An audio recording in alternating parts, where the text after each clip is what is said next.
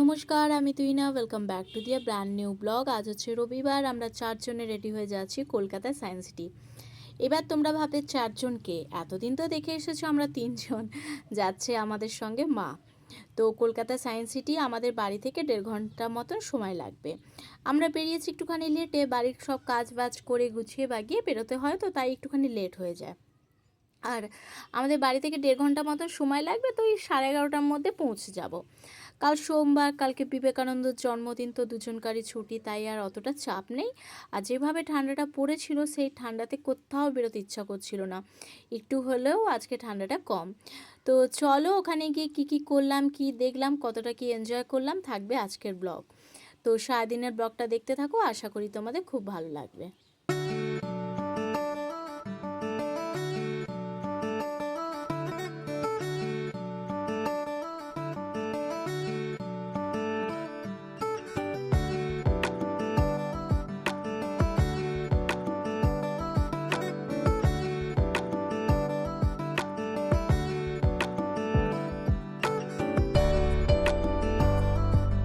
রাতুলের তো এটা ফার্স্ট টাইম কলকাতায় সায়েন্স সিটি, তাই ওর কিন্তু বেশ মনে একটা আনন্দ যে কতক্ষণে গিয়ে পৌঁছাবো। আর যতবারই যাই ওকে নিয়ে, সেটা হচ্ছে বর্ধমান সায়েন্স সিটি, আমাদের বাড়ি থেকে এমন কিছু দূরত্ব নয়। আর ওখানে একটা ছোট্ট মতন পার্ক আছে, ভারী প্রিয় জায়গা ওইটা। ওই যে দূরে দেখা গেছে, ওইটাই হচ্ছে সায়েন্স সিটি। তো ওখানে অবধি এখন আমাদের পৌঁছাতে হবে। তো এই যে আমরা পৌঁছেও গেছি, এসে দেখছি কেবল কারের জন্য তো অলরেডি এখানে লাইন পড়েই গেছে, তার বেশি হচ্ছে কার পার্কিংয়ের জন্যে। তো রবিবার দেখে এসেছি, কিছু করার নেই, সব জিনিসের জন্য একটুখানি আমাদের সকলকে ওয়েট করতে হবে। এটা হচ্ছে অডিটোরিয়ামটাকে পেরিয়ে তারপরে এবার যাব সায়েন্স সিটির ভেতরে। তো আমরা তো অলরেডি অনলাইনে টিকিট কেটেই এসেছি, তাই আর আমাদের সেভাবে একদমই লাইনে দাঁড়াতে হয়নি। আর ওই যে কেবল কার দেখতে পাচ্ছ, সেখানে কিন্তু খুব ইচ্ছা ছিল চাপার, সে আর হয়ে উঠলো না, সময় তো আর নেই, তাই তাড়াতাড়ি বেরিয়ে যেতে হয়েছিল। তো মানে এতটা বেশি ঘুরেছি তো আর ভালো লাগছিল না। আর এই সময় এলে একটা জিনিস কি ভালো লাগে বলো তো, শীতকালে যে চারিদিকটা ফুল দিয়ে সব কিছু যেন সাজানো, মানে এতটাই ভালো লাগে। চলো ভেতর অবধি যাই, তারপরে আবার তোমাদের সঙ্গে দেখা হচ্ছে।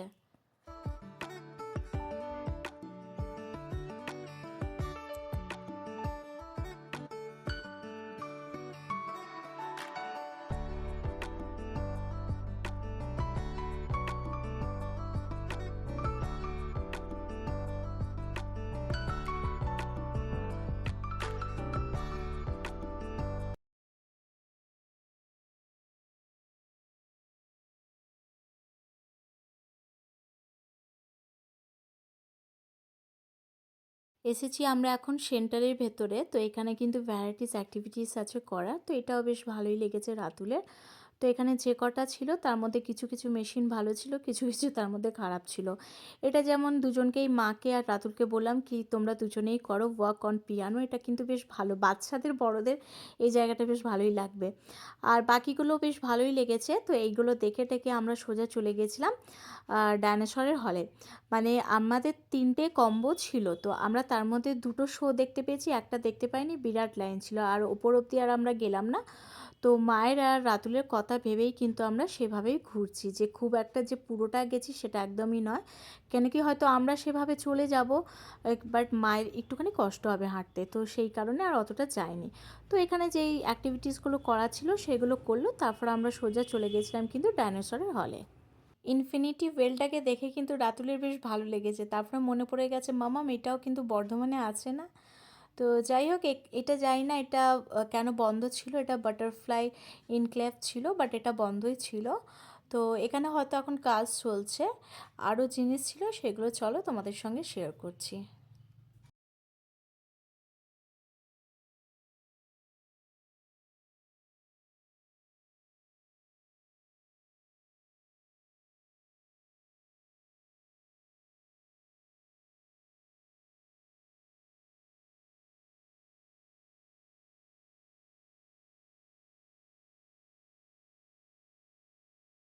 আর যে কটা শো দেখেছি তার মধ্যে সব কিছুই কিন্তু বেশ ভালোই ছিল, একটুখানি লাইন দিতে হলো, তো একটা টাইমের মধ্যে ছিল।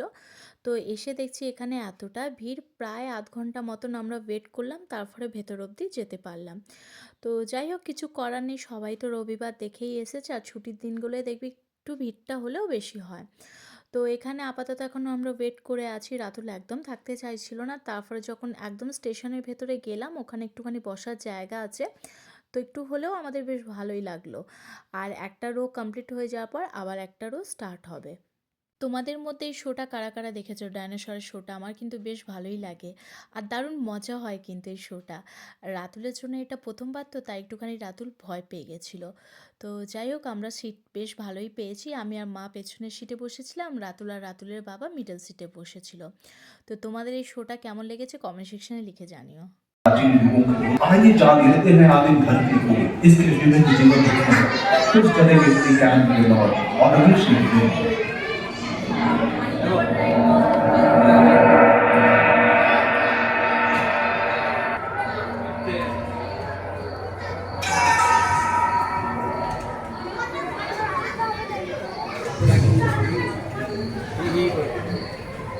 पृथ्वी शीतल होने लगी, बहुत सारे गैस बाहर निकलने लगे और पृथ्वी के चारों ओर वायुमंडल के रूप में छा गए।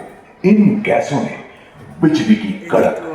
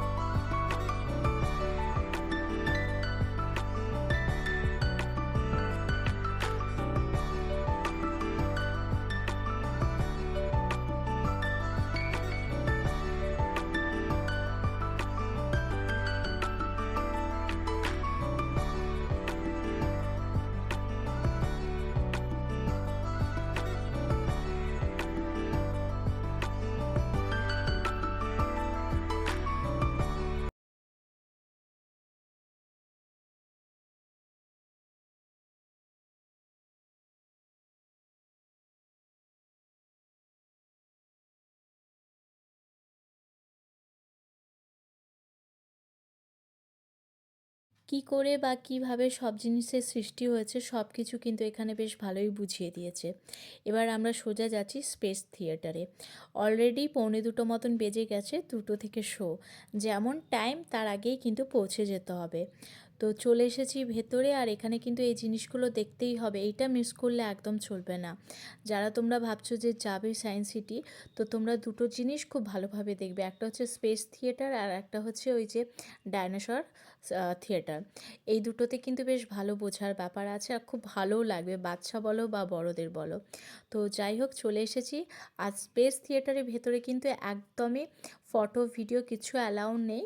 তো তার মধ্যে আমি হালকা করে একটা ছোট্ট ক্লিপস তোমাদের সঙ্গে শেয়ার করব, যাতে ভেতরটা কীরকম কী হয়। আর হাতে নিয়ে নিয়েছি এখন চশমা, যেহেতু এটা 3D শো। আর এত ভালো হয়েছে, বাট আমি কিছুটা দেখে আমি বাইরে চলে গেছিলাম, যেহেতু আমার একটুখানি ভেতরটা প্রবলেম হয়। সব কিছুই তো ওখানে টাইমের ব্যাপার। তো আমরা পৌঁছেছি প্রায় 1:45, আর 2টো থেকে শো ছিল, মানে একটা শো কমপ্লিট হতে না হতে আমরা সোজা এখানে চলে এসেছি। তো তাই একটুখানি লেটও হয়ে গেছিলো, জায়গাটা সেভাবে পাইনি। তো যেখানে অবধি পেয়েছিলাম সেখান থেকে বেশ ভালোই আমরা দেখতে পেয়েছি। এবার এসেছি এখন শিপ সেন্টারে, এখানেও বেশ ভালোই লেগেছে। সব কিছু আছে, জাহাজে কীরকম কী থাকে কী থাকে না, মানে সব কিছু এখানে বুঝিয়ে দিয়েছে।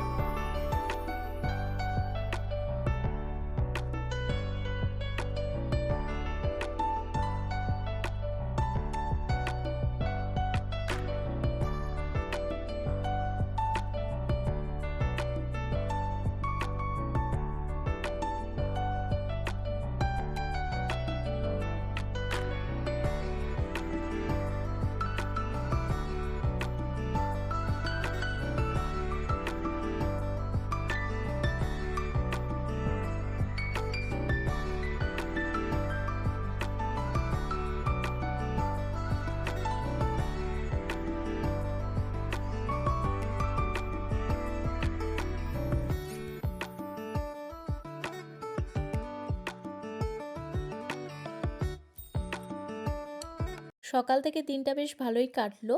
তো যে কটা শো দেখতে এসেছিলাম বেশ ভালোই দেখলাম। এবার যাচ্ছি রাতুলকে নিয়ে পার্কে। তো একটা জিনিস থেকে বেশ ভালোভাবেই আমরা অবাক হয়ে গেছি, যেটা হচ্ছে অনেকেই বাড়ি থেকে লাঞ্চ করে এনেছে, মানে একটা ছোটো ফিস্টের মতন এখানে এসে করছে, খুব ভালো কথা। বাট সেখানেই ফুড কন্টেনার, মানে আদার্স যেই খাবারের জিনিসপত্রগুলো সেখানেই কিন্তু ফেলে দিয়ে তারা চলে যাচ্ছে। যে পাশে একটা বড় ডাস্টবিন আছে, তাতে মানে তারা হয়তো দেখতে পাচ্ছে না বা তাতে ফেলছে না। তো জানি না এই হ্যাবিটটা কার আছে, একটু হলেও তোমরা চেঞ্জ করতে পারো, মানে চেঞ্জ করে দেখতে পারো, দেখবে জায়গাটা বেশ ভালো লাগবে, পরিষ্কার থাকবে। তো যাই হোক, বাচ্চারা তো ভেতরে থেকে বাইরে বেশি এনজয় করছিল, মানে তাদের পছন্দ মতন সব জিনিসপত্র আছে। আর এবারে তো আর কেবল কারে চাপা হলো না, তো রাতুলের একটু হলেও মনটা খারাপ যে মাম্মা মুখে চাপায়নি। তো টাইমের মধ্যে আসতে হবে, টাইমের মধ্যে যেতে হবে। তো এবার অন্ধকার হয়ে গেলে একটুখানি অসুবিধা হবে। তো এবার যদি ট্রাফিকেও পড়ি তো আরও বেশি প্রবলেম হয়ে যাবে, যে কত লেটে আমরা বাড়ি পৌঁছাবো। তো সেই তাকে বুঝিয়ে বাজিয়ে তো আমরা বাড়ির দিকে এবার রওনা দেবো।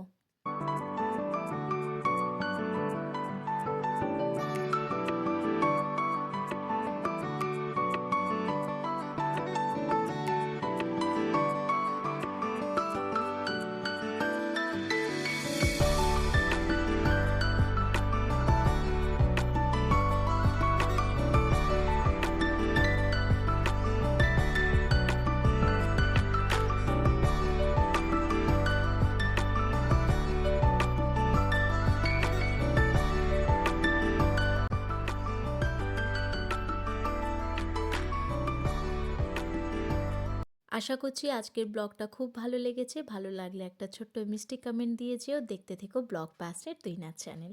আসি তাহলে।